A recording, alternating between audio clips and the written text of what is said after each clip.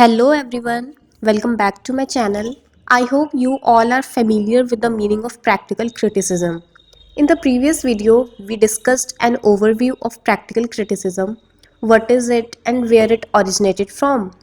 In today's video, we will move forward to the next important topic in the introduction to practical criticism, which is statement and expression.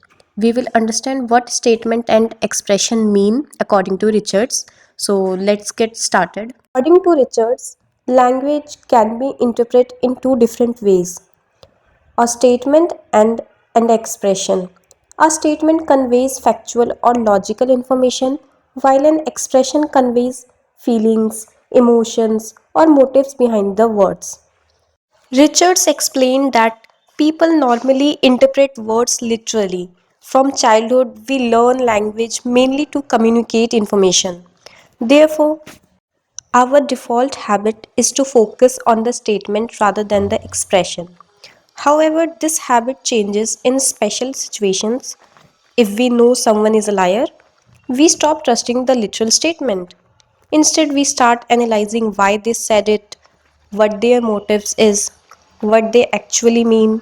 Here we interpret speech as expression of intention, not as a factual statement. Richards then compares ordinary people to psychologists. Most people focus on what the words logically say, but psychologists focus on mental process, emotions, and motives behind speech. This psychological interpretation can sometimes reveal deeper meaning. However, Richard points out a problem. Psychologists often use technical and complex language. Their explanation may lack clarity, so even though their analysis can provide deeper insight, it is not always easy to apply in everyday conversations.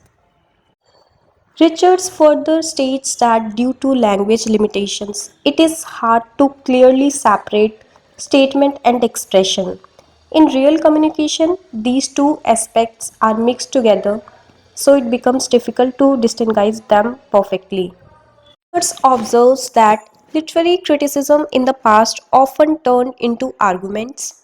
Instead of trying to understand a poem or another critic's viewpoint, people usually defend their own opinions, reject opposing interpretations. As a result, criticism becomes debate rather than genuine inquiry. This argumentative approach prevents real understanding. Richard suggests improving literary criticism by developing clear analytical techniques. He proposes distinguishing between statement and expression. Using these concepts help readers analyze language more carefully and systematically. Richards also suggests examining various interpretations of poetry. By comparing different opinions, readers learn how misunderstandings occur. Readers develop stronger analytical skills, and criticism becomes a method of learning, not just disagreements. Literary discussions often use words like truth, sincerity, and meaning. These terms are often ambiguous or unclear. Richard believes that studying how people interpret poetry helps clarity these concepts and improves the language of criticism. The ultimate goal is to train readers to become better critics instead of emotional or argumentative responses. Readers must practice careful analysis and awareness of language ambiguity. This creates a more effective and thoughtful method of literary criticism. I hope you all understand the Richard's view of statement and expression. So, this is all for today. In the next video, we will cover the next topics. Subscribe for more such videos.